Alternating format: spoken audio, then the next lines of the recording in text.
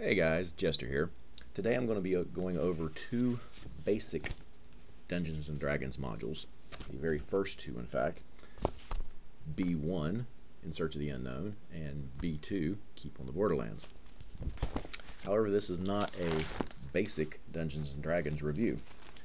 This is a continuation of my World of Greyhawk review that I've been doing for the last few weeks.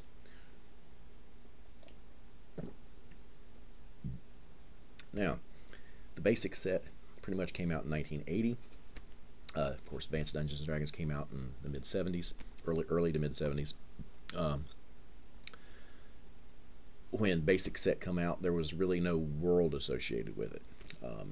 Later on, it got incorporated or created into the world of Mystara, and in 1987, this book came out, which combined all the basic modules together in a loose fashion, not in any particular order, but in a continuous storyline to create a large adventure that was placed in the world of Mystara. And then later on, supplements came out that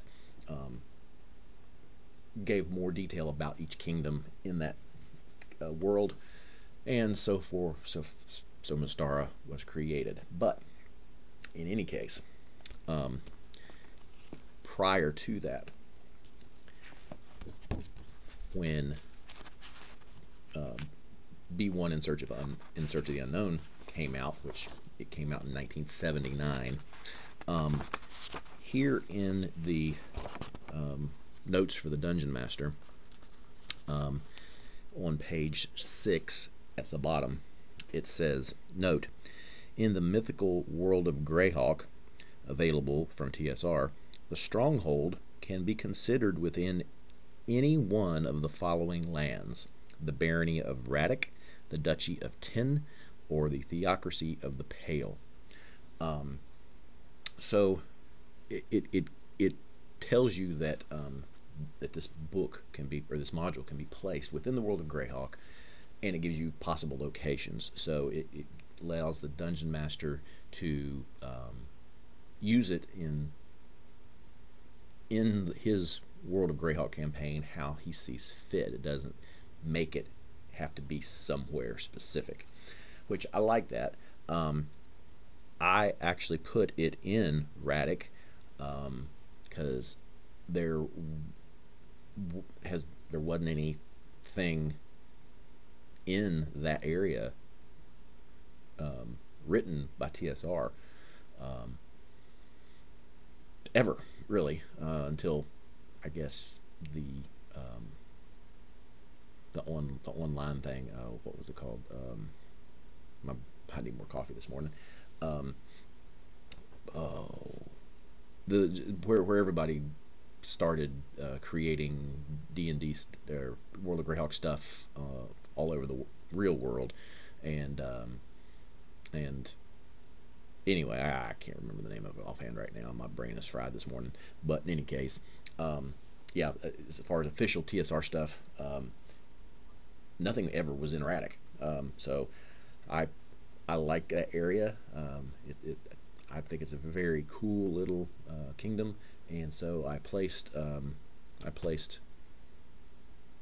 Search of the Unknown there within the Radek area, as suggested as one of the three possible locations.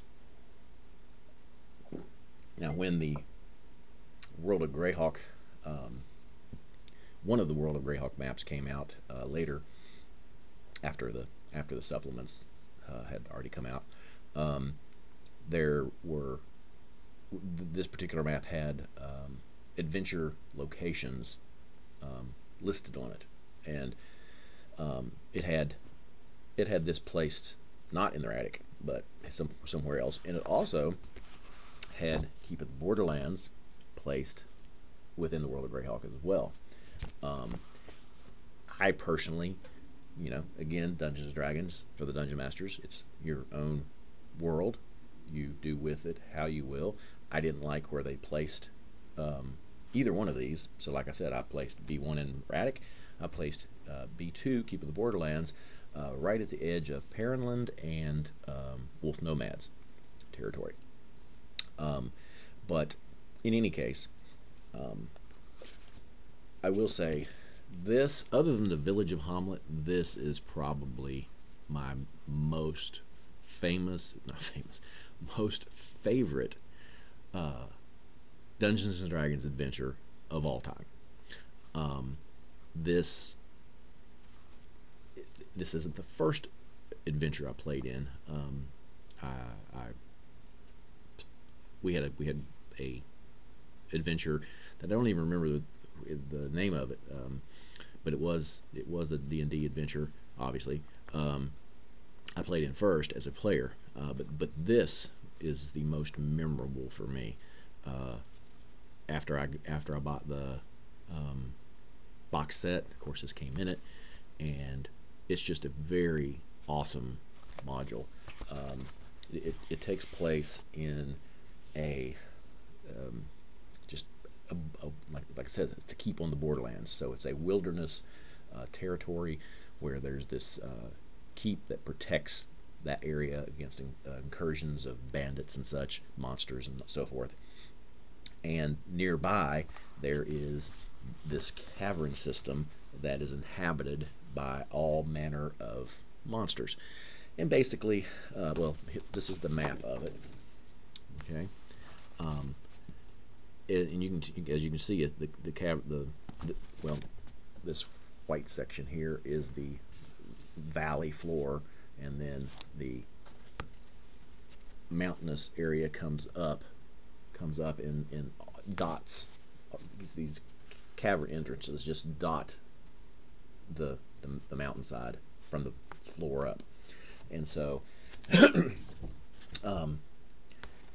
so in any case, basically it's an introductory to all of your low to mid-level monsters, humanoid type monsters, and a couple of animalistic type monsters such as the owlbear. But it basically it takes you through the different level categories of monsters. So it says that it's for introductory module for characters level 1 through 3, and so you have all of the lower monsters. You've got orcs, you've got goblins, you've got hobgoblins, you got kobolds, you've got an ogre, a minotaur. You've even got a Medusa in there, and then you've got this evil cult of priests that have this evil temple. But it's all within this framework here, and the map. The maps itself is just very incredible when it comes to strategy. It's one of the best maps, in my opinion, that TSR ever made. Because it seemed to me, there was tremendous thought put out in the making of the map in regards to strategy of the enemy, or the inhabitants, which of course is the enemies of the player characters. So, but other than that, it's just a very cool dungeon. I mean, you start off at this keep right here, and there's a tavern there, so you can find rumors about the surrounding areas. There's a little area outside it that have some lizard men in it. There's another encounter area outside that has like this mad hermit. And then some spiders, kind of like in Harry Potter, where they go to the spider area in the woods, and not quite that intense though. But unless you want to make it that way, which you can, and it's just it's very generic in that it doesn't specify who the evil cult is or anything like that, and so it is very good in the terms of the dungeon master being able to make it whatever he wants it to be. So for instance, in my world, placing it in between Perrinland and the Wolf Nomads, the evil cult that is in the temple complex there in the caves.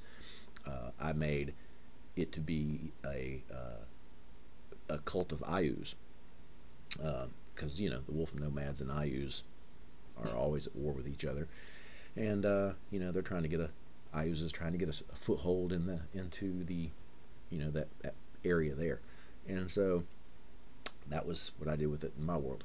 But I mean, it had such a lasting impression on me that because like I said, I got this in like 1980, and went in the Navy in '84, and in boot camp, towards the middle to end of boot camp, we had more freedom to do things, and of course we weren't able to bring in stuff like this, but we were able to sit around and we had free time, and so I introduced Dungeons and Dragons to several of my fellow mates. I basically, and I don't know how I did this, but I had memorized the entire map and the entire dungeon, and so solely from memory, I mapped out in boot camp the map, and we made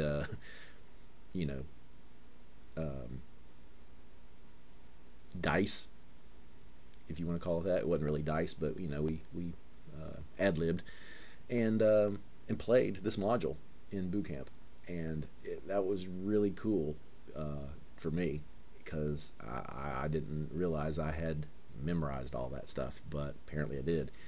And anyway, I've played and DM'd this so many times. It's just, to me, it is the best module ever written. Really is. Village of Hamlet is a very close second, but the Keep on the Borderlands is right there, buddy.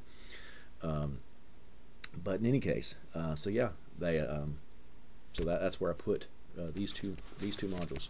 I tied in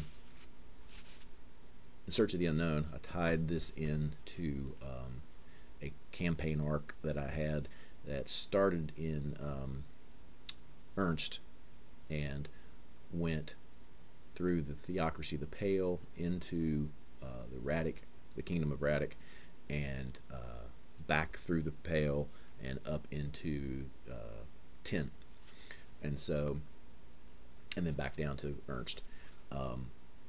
And I did a little twist on the legendary figures that originally fleshed out and created a little stronghold in this adventure.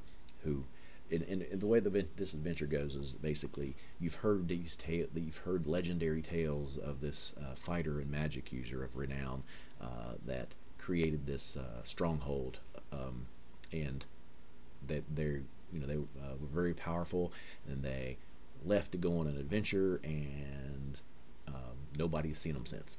And so you're basically going to loot their stuff, and so you go, you find this, but in this module, it gets you.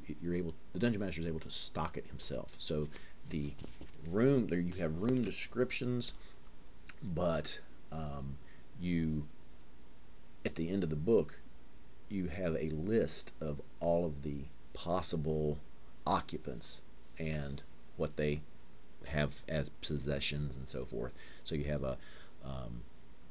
basically a monster chart and a treasure chart, and you can either do it randomly by rolling dice for each and putting them in the rooms, or you can just hand pick what you want to go in each room, but it's a stock your own dungeon. And the legendary figures never play a part in the module, in as written. However, like I said, I fleshed this out pretty intensely, and I'm not.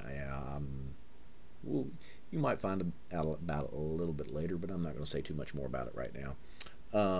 But in any case, but it was a fun time, and but anyway, yeah. So B1, B2 in the World of Greyhawk, and you know, if you want to not have it in Greyhawk and keep it in Mystara, where it was later put in after the original had said that it was meant for Greyhawk, you know, again, you're the dungeon master. It's your world. Do with it what you will. If your world is Mystara, you want to keep it there. Fine, perfect. If your world is the world of Greyhawk and you like it there, fine, perfect. If you don't want to have it neither, that's perfect too. But in any case, just wanted to share those two modules with you to let you know that they are and can be in the World of Greyhawk, despite the fact that they are a basic Dungeons and Dragons adventures. That's about all I got. Very cool modules. Like I said, Keeping the Borderlands, my all-time favorite. In Search of the Unknown, very cool.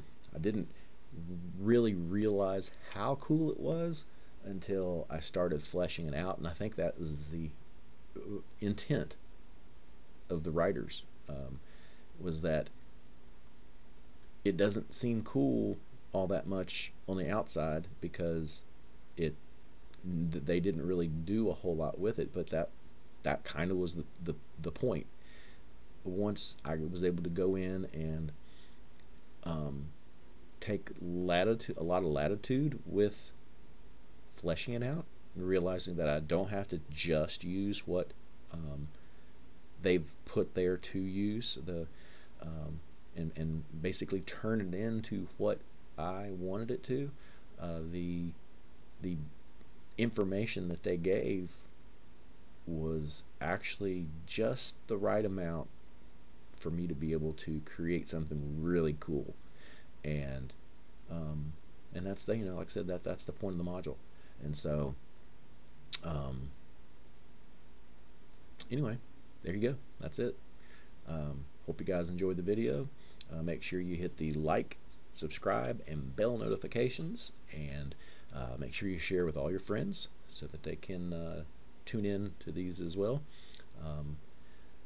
Like I said, I don't have a tip jar or a Patreon account, so if you want to support this channel and you like the content enough to do so, you can help me out by purchasing the novel I wrote. It's a fantasy fiction novel called The Book of Prophecies. Right now I'm doing a reading of this book on my Wednesday night edition of Storytime with Jester. So go check that out, But in any case, you can purchase this in this hardback form or paperback or ebook format. The links are included in the About section in this channel.